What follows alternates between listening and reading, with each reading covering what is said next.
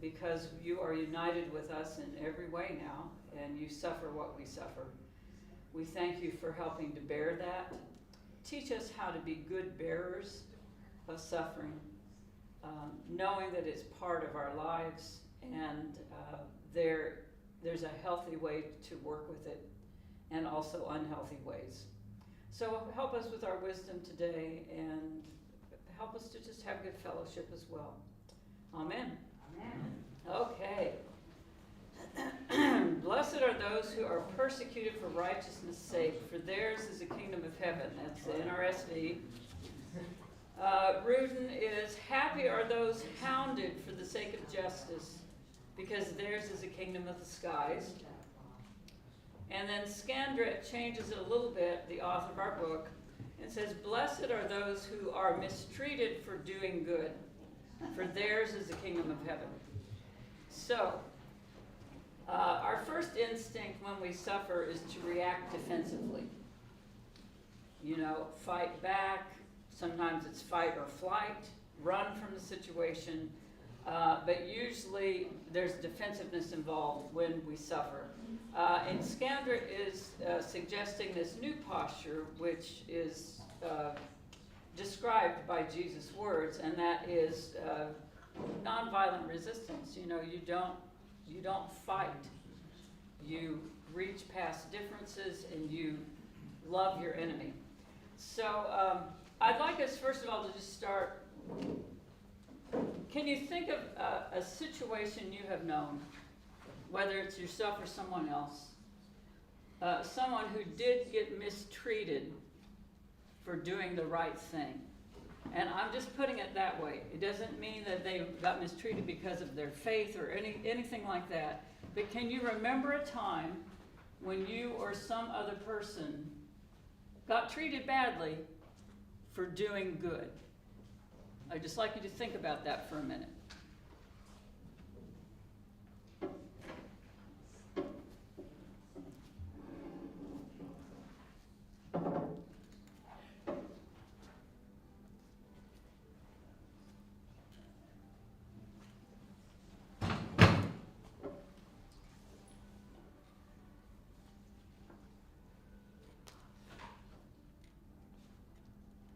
Can you think of anything?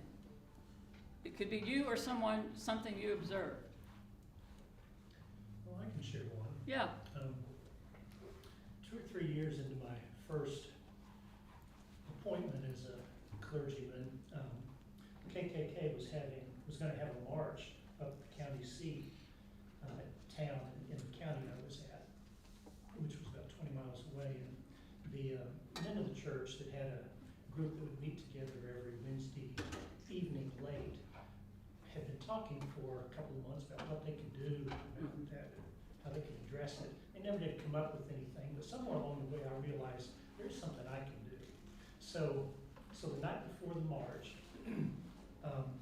about 2 o'clock in the morning, I donned my white owl and put on the appropriate colored stole, got my holy water out, and as well as holy oil, and went up to where the march was going to take place, and parked my car on the side of the road and got out and started marching where the march was going to be the next day. Every little bit, anointing poles or whatever along the way.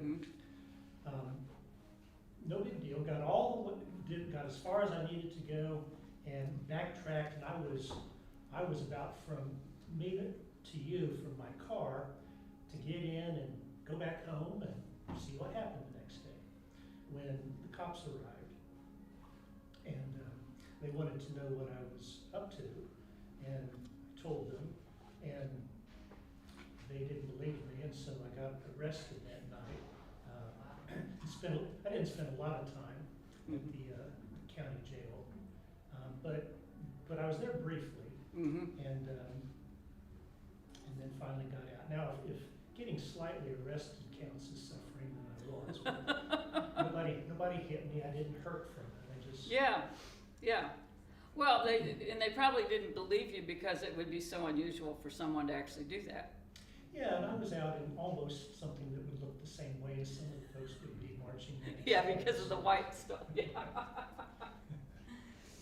I am embarrassed. Incidentally, the next day, a storm came up about 5 minutes before the march was supposed to take place, and it literally was one of those raining cats and dogs kind of event.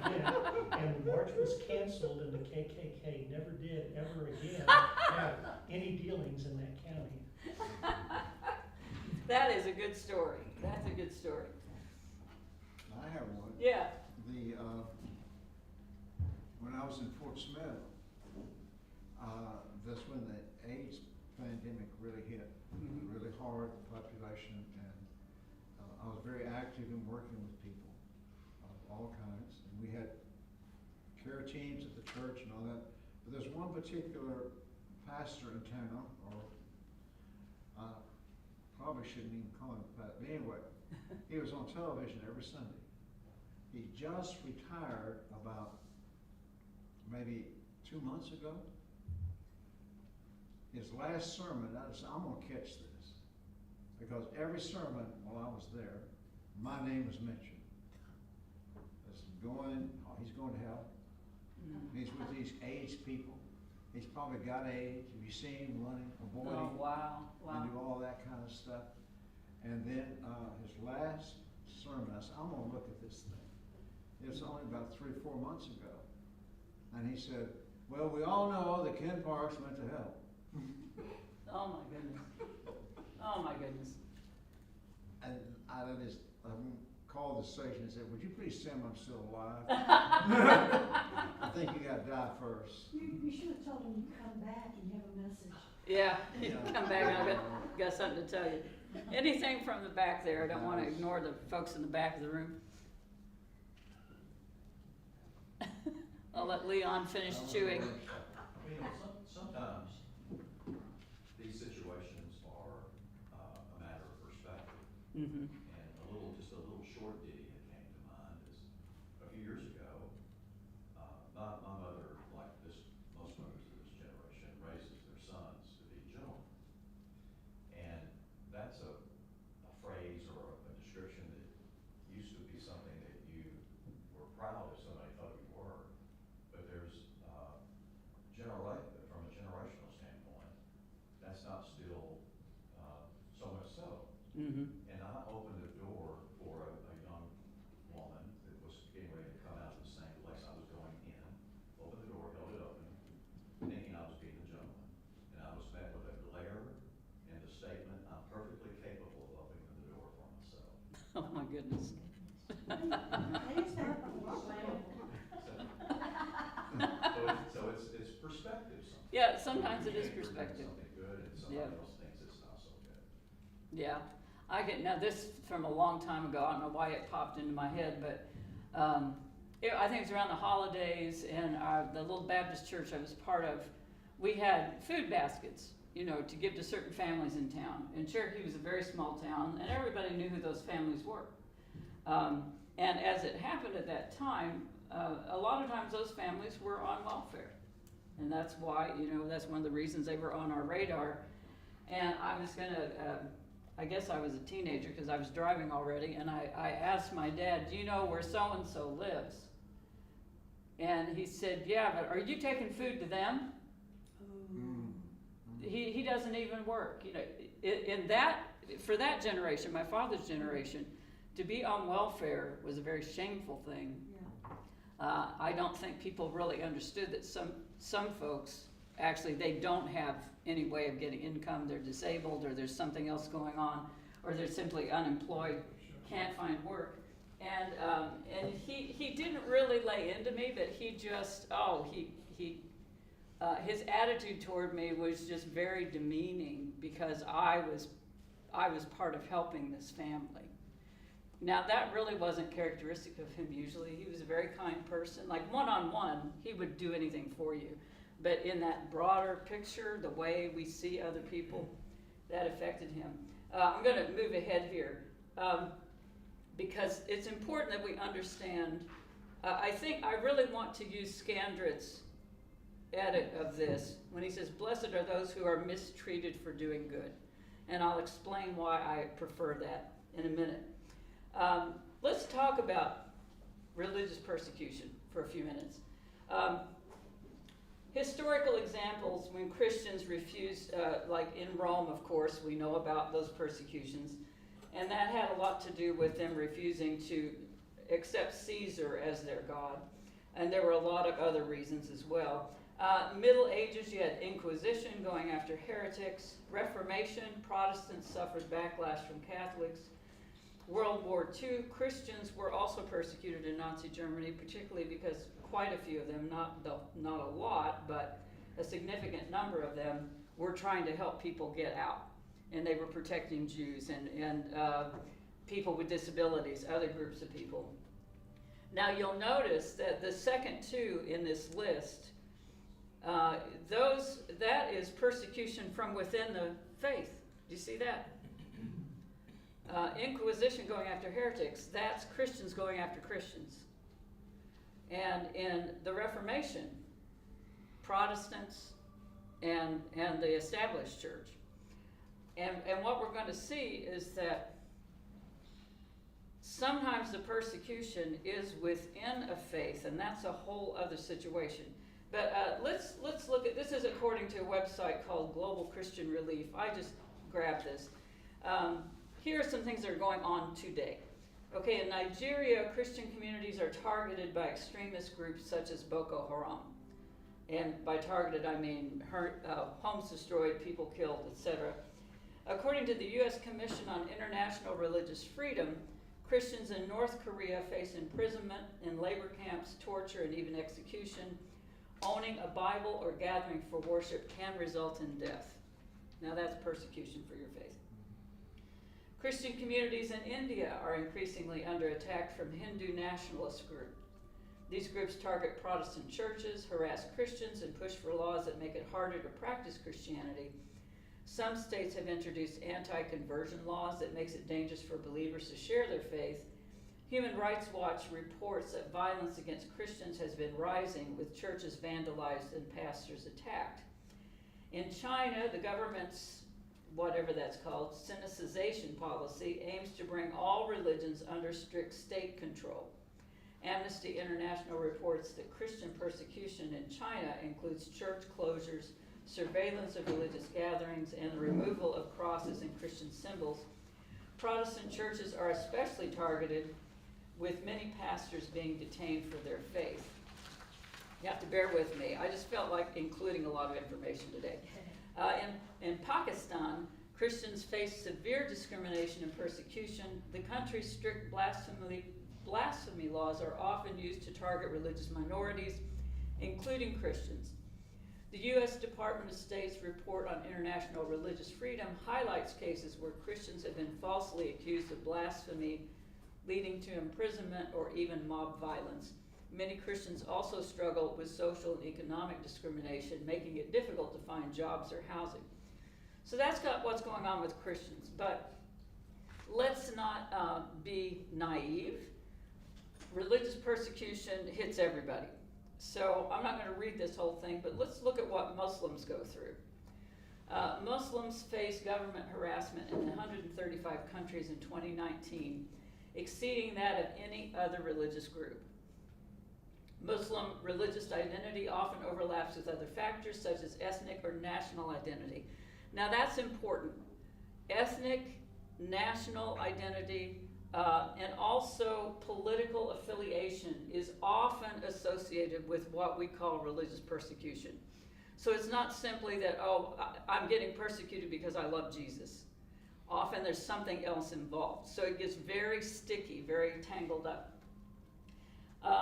Examples of grievous violations against people who practice Islam include the ongoing crimes against humanity and genocide being committed against the Uyghurs, as well as, that's in China, as well as members of other ethnic and religious minority groups in China, and against Rohingya in Burma. In India, Hindu leaders have engaged in hate speech and called for mass violence against Muslims in the country.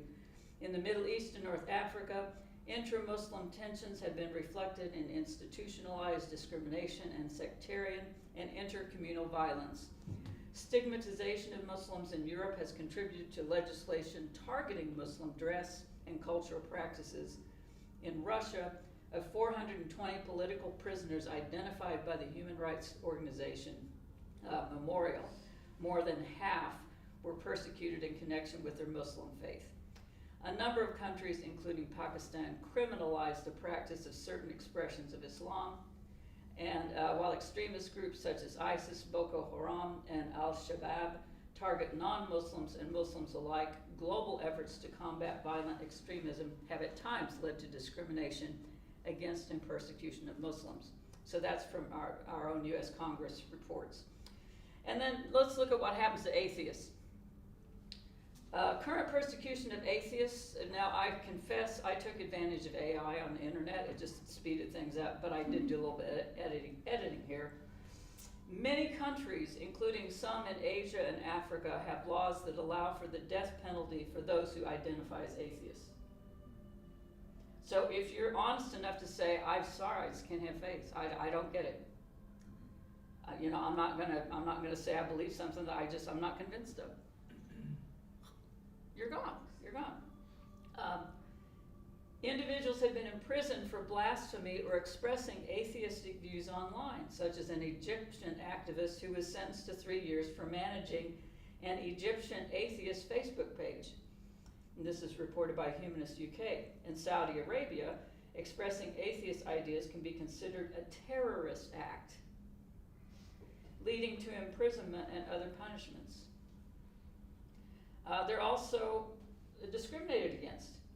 In some U.S. states, I want you to just guess which ones, atheists are legally barred from holding public office. Now, I did not know this. And in other countries, they may be discriminated against in job opportunities as mentioned by Reuters and Quora. I'm not familiar with Quora. Social and legal exclusion. Some citizens are forced to lie about their religious affiliation to obtain official documents, as in the case in certain countries that require registration with a recognized religion. So that's like if you want to go to university or get health care. And then last, in countries like Lebanon, atheists have faced public ridicule, with a satirist claiming atheism is the religion of donkeys. And so anyway, why am I including all this? Religious persecution goes across the board. It's often tied into political affiliation. It's tied into ethnicity. So it's not just that they're hating the religion. Mainly they're hating what they think that religious group stands for.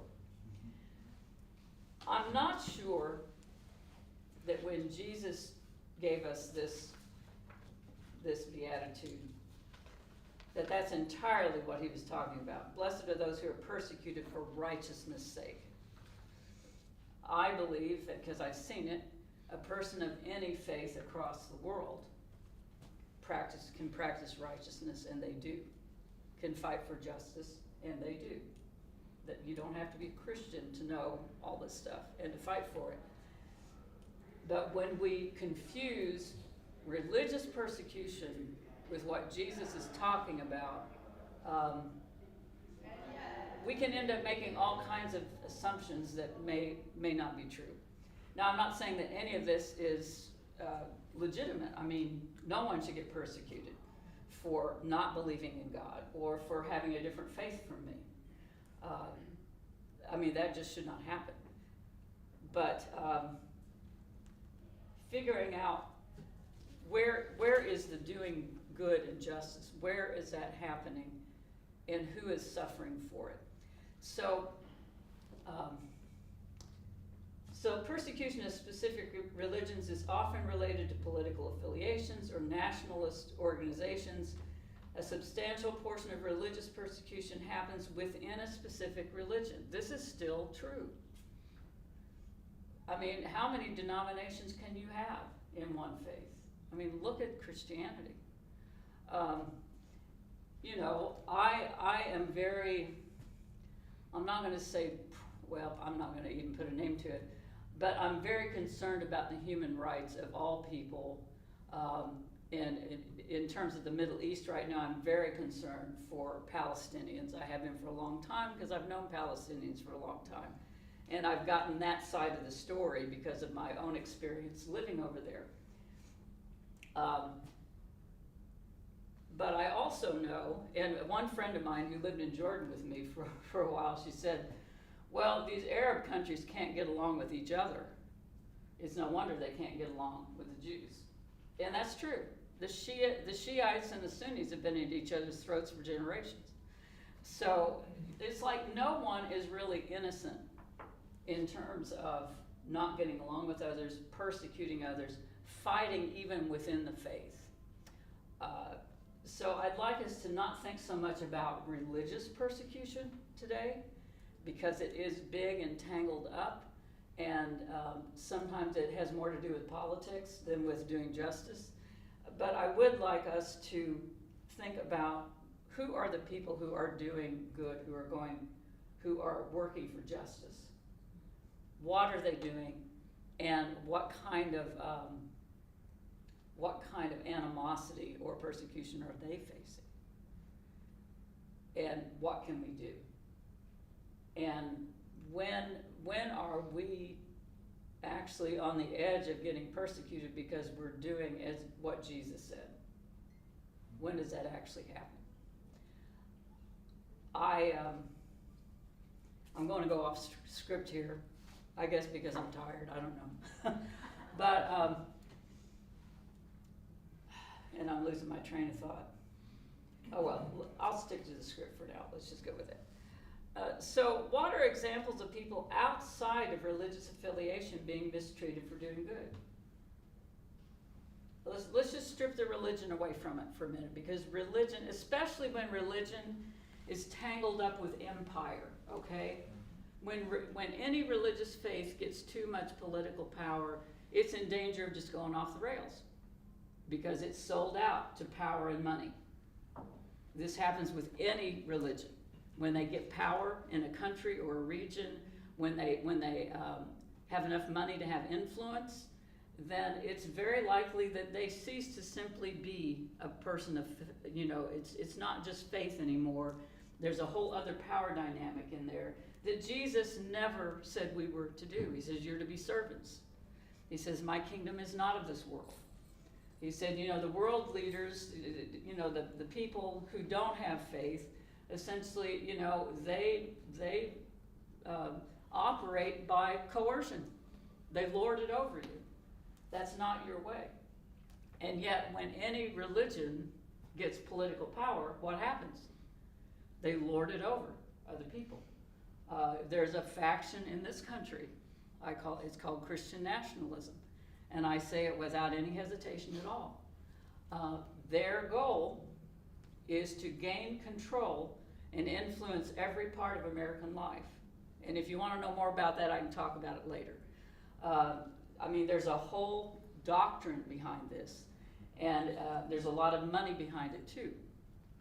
So whenever a faith group gets too much influence, especially politically, financially, it's very, very likely they're going to slide into the way the world does things. I'm going to lord it over people. I'm going to pass laws to make it hard for you to live by your beliefs. Or I'm going to make it really hard for you not to think the same thing I think. Because if you don't, you're going to get a lot of pushback. And you're not going to be accepted into our group. So, what are examples of people working for justice, doing righteousness, and getting persecuted? Yeah. Yeah, well, I was in the paper. I'm a Rotarian, and we work with polio. And again, we got one little tiny area of the world that has polio. So we sent nurses in there to inoculate, and they killed them.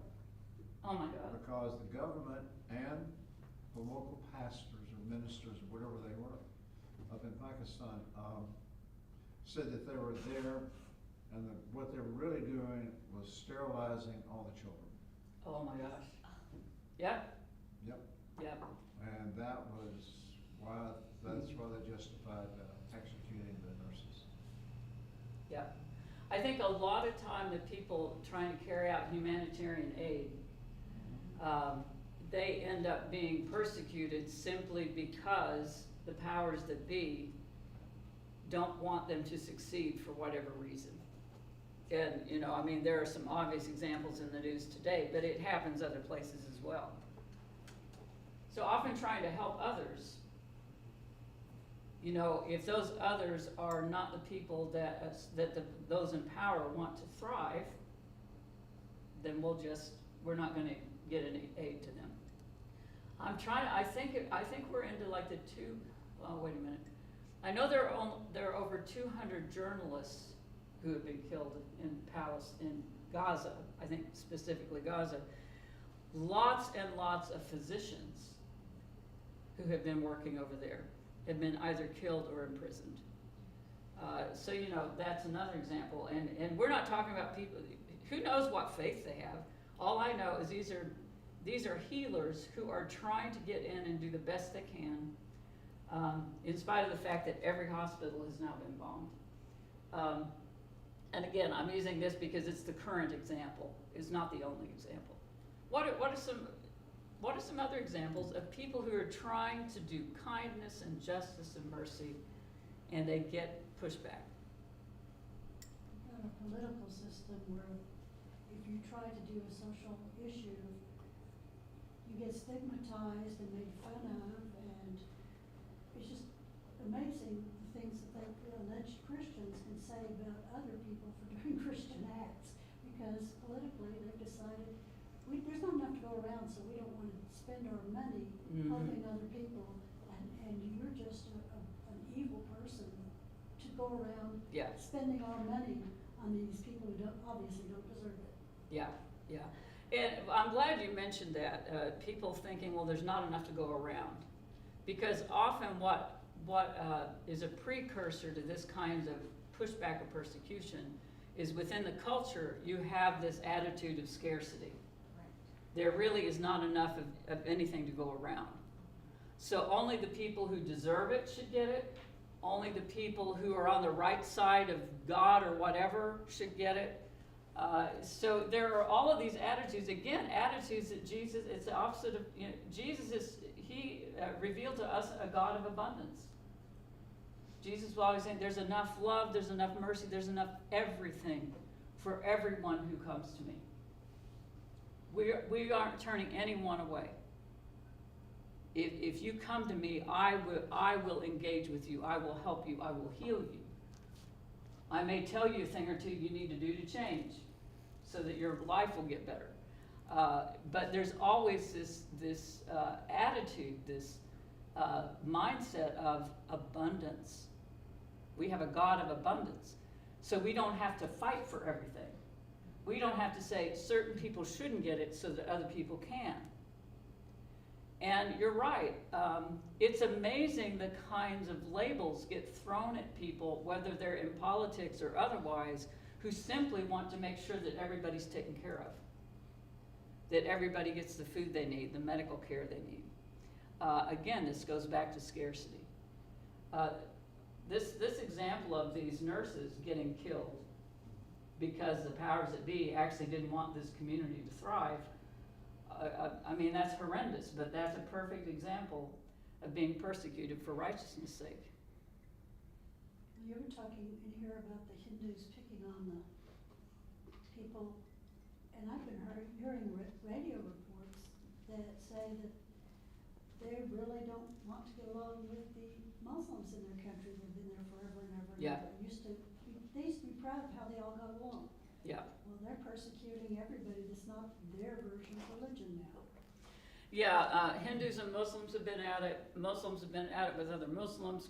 Well, you look at the troubles in Ireland. I mean, that was, of course it was also political. It had to do with England's history with Ireland and all of that.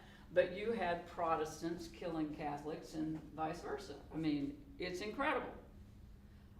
So it's not always from outside the faith, right? A lot of times it's within the faith. Let's see. Now this is something I'd like us to talk about because I keep hearing this. It may be because of my particular social media feeds, and I know I need to settle down a little bit. But you know, many Christians in the USA not many, there's a substantial group of Christians in the USA who are now saying that the American church is persecuted. Yes. What do you think about that? I mean, I hear this from different quarters. Are we being persecuted? This is a really important question for us to consider, because there are quite a few people of faith in this country who think that they are being persecuted because they're Christians. What is your experience? I really want to know what you think, because The first people that I heard screaming about that, it was basically they had one way of seeing Christianity and everybody else is going to hell. And so if a Catholic over here says that you're doing something wrong, they're picking on them. If anybody from anywhere, other Christians say, well, you slipped from the path, they're picking on them. If the government says, oh, we have to share it equally with everybody, now we're picking on them. And it was really very irritating at first.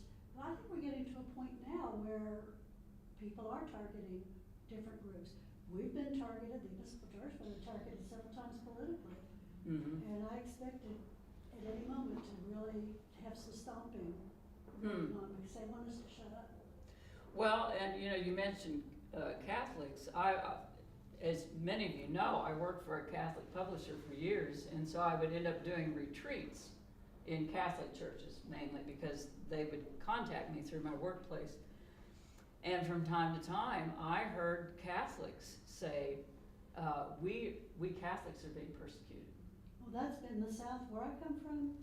I can't tell you how many times I was told that if you're Catholic, you're going to hell. And, me personally, Yeah, yeah. they picked up But- my family and all yeah. the people around us just for being Catholic. They don't even know what they actually believe in. Mhm. They just know if you're Catholic, you gotta pick on them and stomp on them, Mhm. because they're all servants of Satan. Okay, so this is like a fundamentalist Yeah. issue. Terry, what are your thoughts on this? Well, all I want to know is who are the persecutors, so I know to avoid them. That's a good question. I mean, are we being persecuted? Yeah, Leon. I think that's a great question Terry just asked. I listened to a speaker about 2 months ago that suggested that we are where we are in today's world because in our past history of this country, you had people that were to one far end of the political spectrum or the other, to both ends. But the majority of the people fell in the middle somewhere, Mhm. or, on the fringes of the middle. And there was more love, less hatred, more tolerance, less intolerance. They were sort of the peacemakers.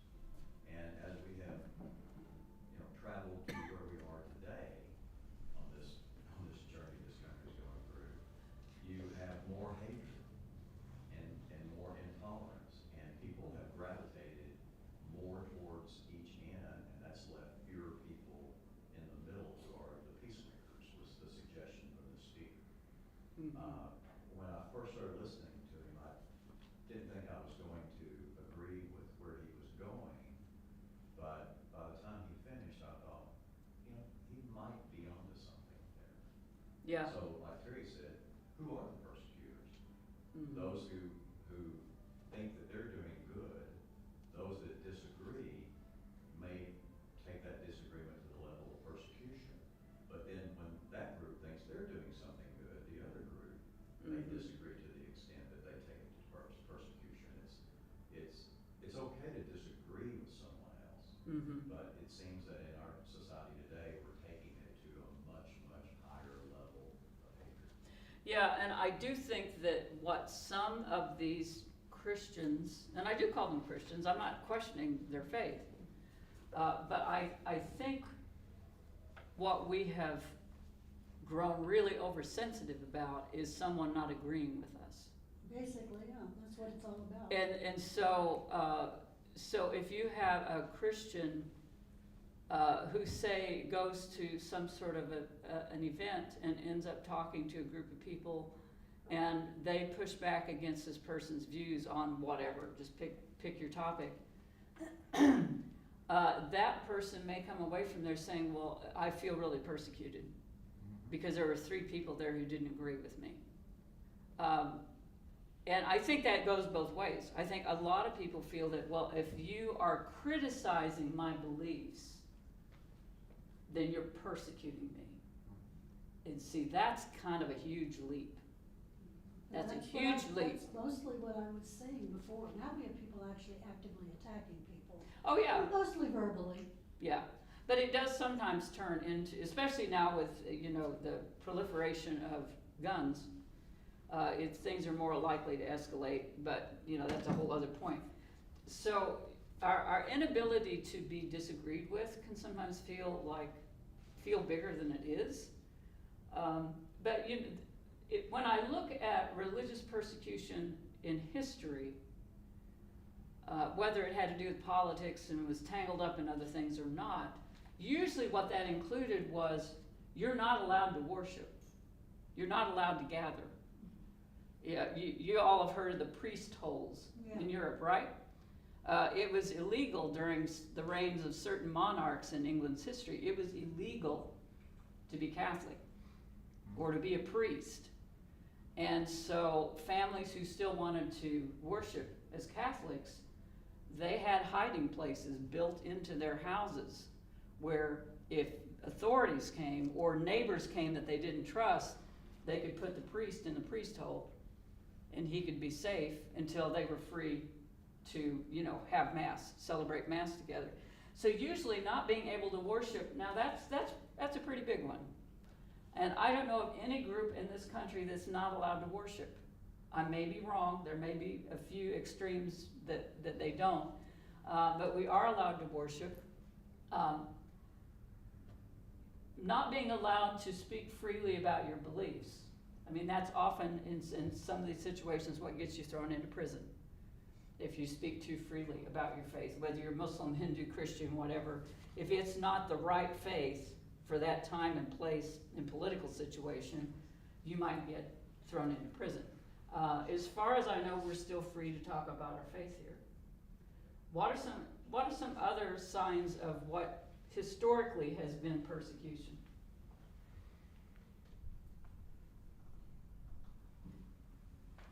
Physical violence. Excuse me? Physical violence. Yeah, being physically attacked.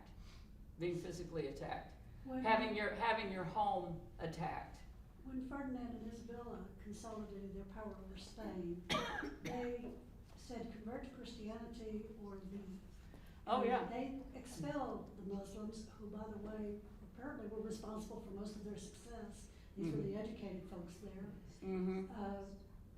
And they same to the Jews, Yeah. convert or leave. And the king just recently, maybe a decade ago, well, when he got back in as a king, Mm-hmm.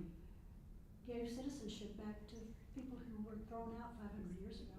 Well, that's a good gesture. But yeah, in a lot of cases, you get expelled from the country. You either convert to whatever the faith is there, or you need to leave. And so far as I know, Christians of any type, no matter what your denomination, no one's trying to deport us. So I'm just interested if any of you have felt that Christianity itself is being persecuted, because I keep hearing it, and I'm thinking, am I missing something? Yeah, Vaughn. Well, I'll muddy the waters. Oh, please do. Because persecution doesn't necessarily have to have physical violence. Yeah. It can be emotional, Mm-hmm. and it can be life-altering, life-changing, life-demeaning, or at least attempting to be. Mm-hmm. And I can give a personal example for that.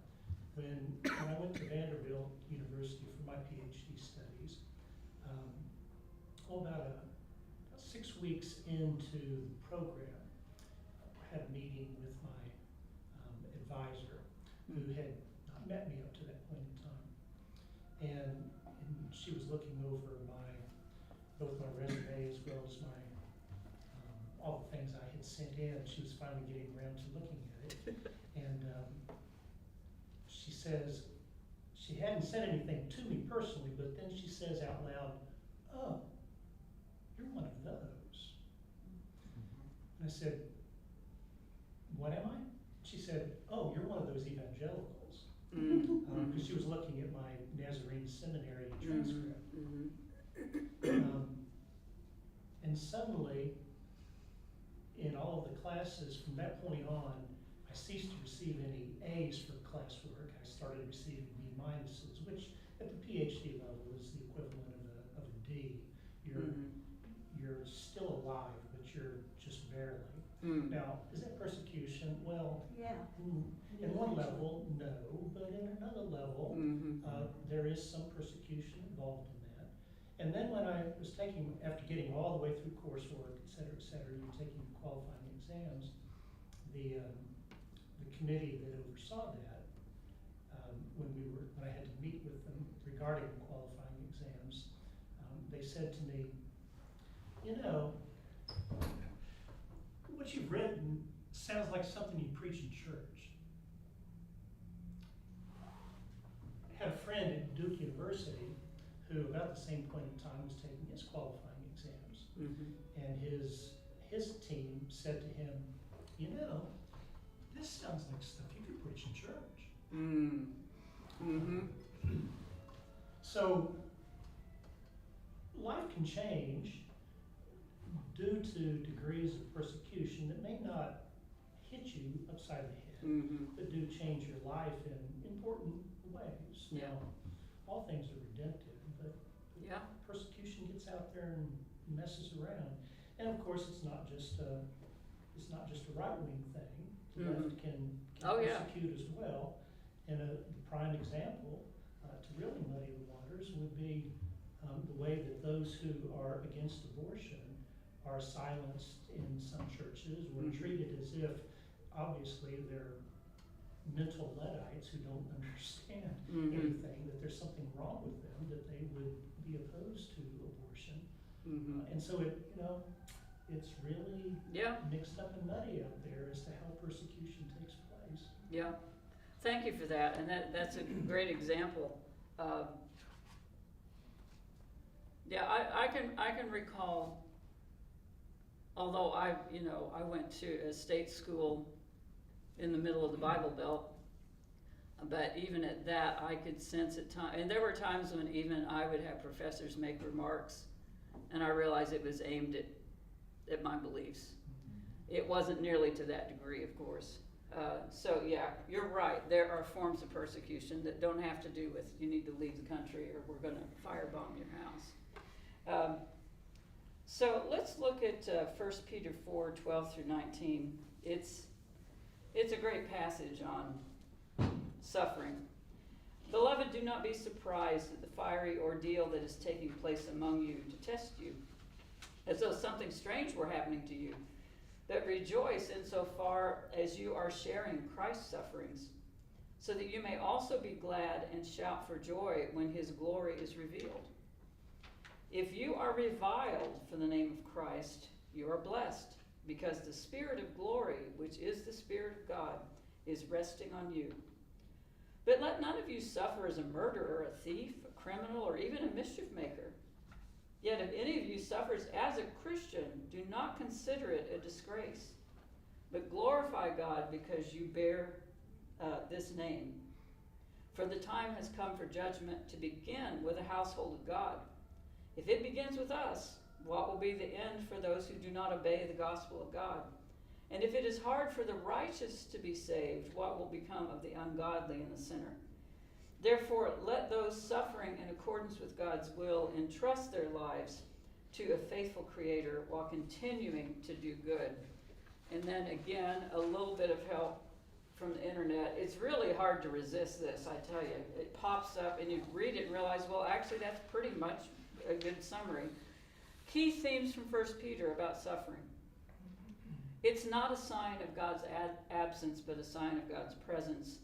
When believers suffer for their faith, that's whether it's within your family or if it's in a huge national struggle, they are blessed because the Spirit of glory rests upon them. They should not be surprised by fiery ordeals, but should understand they are being tested. Do you remember what Jesus said about if the world hates me? What did he say? We'll hate you. They'll hate you. You know, Jesus' message was very countercultural. It still is. And so he's saying, get ready. You will suffer. And if you suffer for my sake because you are trying to live out the whole worldview of the kingdom of God, mercy, justice, kindness, all of these things, if you suffer for that reason, then that's just a matter of course. Of course you're going to. Sometimes I worry because I haven't suffered all that much. And I wonder, have I played it safe too often? Have there been times when I should have really gone out of my way to work for justice, and it was just easier to stay home and watch another episode of whatever? So, you know, suffering goes along with being a follower of Jesus. That's said here in 1 Peter, but also in other places. It's part of it. Rejoice in suffering. Christians are called to rejoice in suffering as they share in Christ's suffering.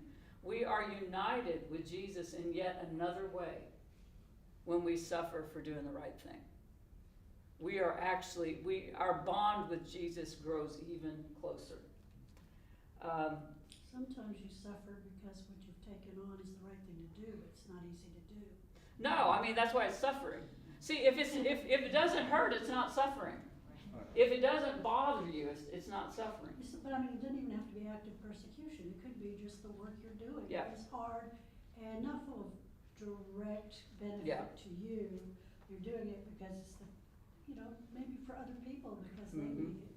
Or because you want to see it happen, and it may not happen in your lifetime, but somebody's got to do it if it's ever to happen.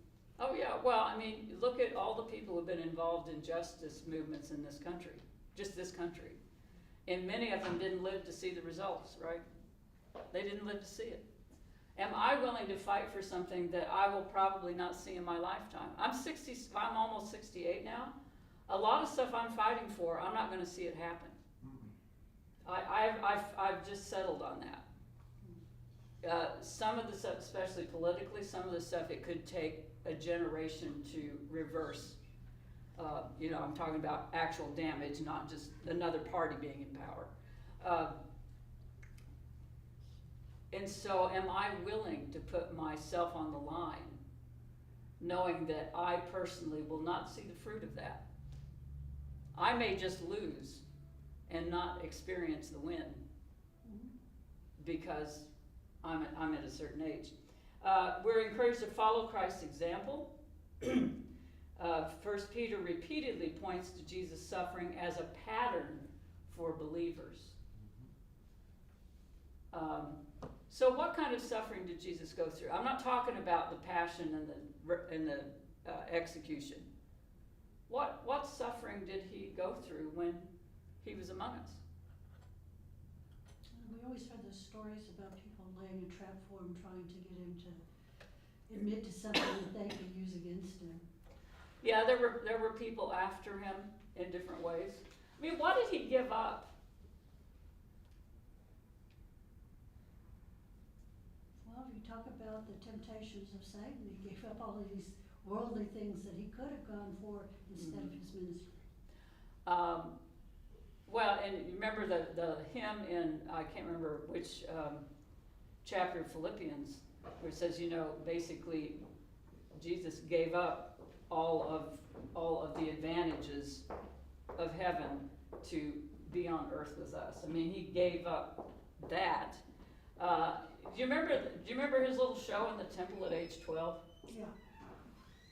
Now, do you think the people who encountered that 12-year-old ever thought they would end up traipsing all over the countryside talking to poor people? I mean, they probably saw him on a trajectory. He's going to be a great rabbi by the time he's 16. I could just see it. I mean, Ken, you've seen the way people treat young people who are very gifted. Oh, yeah. Oh, they're even saying things like, oh, he's going to be a bishop. This kind of thing. Don't you know that what he could have had he not followed God's path for him? He could have had all kinds of accolades. He could have had a huge following. And you notice when the following would get really big, he'd say something to just flatten everybody and half of them would leave. Because he didn't want them to get the wrong idea. He says, no, this isn't a gravy train here. You know, this isn't we aren't the popular kids. That's basically what he'd say over and over again. No, where I'm going, it's going to be hard. I think, you know, he ends up telling stories about sheep and about, you know, household things. When the kind of promise he showed, this is my personal opinion. This is just my writer's imagination kicking in. But I think a part of Jesus would have loved sitting in the temple hours on end, debating the scriptures, because he loved the scriptures, with other teachers. I think that would have just, it would have felt so satisfying because he was gifted and he could do it. But he knew, no, this is, you know, he was driven into the wilderness, right, after his baptism. He didn't choose to do that. And then he goes through the temptations. So, you know, there's a lot of suffering in the isolation. Can you imagine having so many people around you? You live with them for 2-3 years, and they still don't get a lot of what you're saying. Can you imagine how lonely Jesus of Nazareth must have been, even in the middle of all of his followers? Because he knew they still don't really see what's happening here. And of course, you know, he had to spend all of this time in prayer, I think just to keep his equilibrium some days, because he realized they still don't get it. They're still arguing about who's going to be on my right and left hand. They're still arguing about who's the greatest. How can we be here, guys, after all of what we've gone through? And all I've told you, how can we be arguing about who's the greatest? What is with you? I mean, I get frustrated for him. So there's a lot of different kinds of suffering that Jesus went through. Are we willing to go through that kind of suffering? Am I willing to be not one of the popular people? Am I willing to feel isolated and alone at times? Now, the body of Christ makes that a different dynamic for us, right? Because of what's happened. Let me keep going. Endure for the sake of doing good. It is better to suffer for doing good than doing evil. Believers are instructed to maintain good conduct and avoid retaliating with evil. So the message is you keep doing the right thing. Don't be surprised when you suffer for it. You know, you're at a workplace, you got a lot of sophisticated people around you. They find out some of what you believe. They find out you actually go to church every Sunday. And they, you know, and so immediately there's a certain level of promotion you're not going to hit at this company. And that does happen. That does happen. That still happens. So entrust your soul to God when suffering. Believers should commit themselves to God, their faithful creator, and continue to do good. And don't be ashamed. You know, if you're going through bad times, realize, okay, I'm doing what you've asked me to do, Lord. I'm trying to follow you. I know I'm going the right way. Man, this sucks what's happening right now. I wish it wasn't like this, but I'm going to keep doing it, and I'm going to trust you. Yes? Lydia, I wanted to bring into the conversation, when we intercede for others in intercessory prayer, when I read this section, I think about those amongst our community who are in chronic pain, chronic illness. That's a level of suffering to glorify God. Yeah, there are different kinds of suffering. There are different kinds of suffering. So Skandrid encourages us to learn to embrace suffering and keep doing good. In other words, don't try to run from suffering. Now, I'm not saying try to put yourself in situations that you're going to suffer. You know, we're not talking about let's all try to be martyrs. That is not what 1 Peter is talking about. But when you suffer, and you realize, okay, I'm suffering because I'm doing what God desires me to do, then you realize, okay, I guess this goes with it. And I'll deal with it. I'm not going to run away from it. I'm not going to moan about it. I'm going to pray. I'm going to ask God's help. I'm going to turn to my brothers and sisters in Christ, because a lot of us are going through the same thing. and I'm not gonna be ashamed because I'm suffering, because things are hard for me. That's kind of a big ask, isn't it? Kind of a big ask. So, to end with, you know, we choose nonviolence, and when we choose nonviolence, the reason that's important is that counters very directly our instinct to get defensive and fight back. See, nonviolence is meant to replace something. It's meant to replace our violent tendencies to defend ourselves and get back at people. If we don't replace that with something, it's going to be hard to deal with. So that's what nonviolence does. It replaces that initial, they're going to pay for this, or, you know, our defensiveness. So practicing nonviolence is a way to intercept those instincts that really are counter to what Jesus was teaching. Pray for your enemies. I know from experience, not that I've had a lot of what I call real enemies, but I know that praying for someone changes the way you begin to see them. It allows mercy to begin to grow. I know that may sound crazy, but it actually does work. But pray for your enemies and bless those. Actually go further. Try to help those who are persecuting you. Try to bless them in some way. So I leave you with these last two questions, and you can take those home with you if you like. How can I better embrace suffering? You know, I'm pretty verbal. I'm pretty vocal when things are not going well. Everybody knows it when Vanita's having a bad day.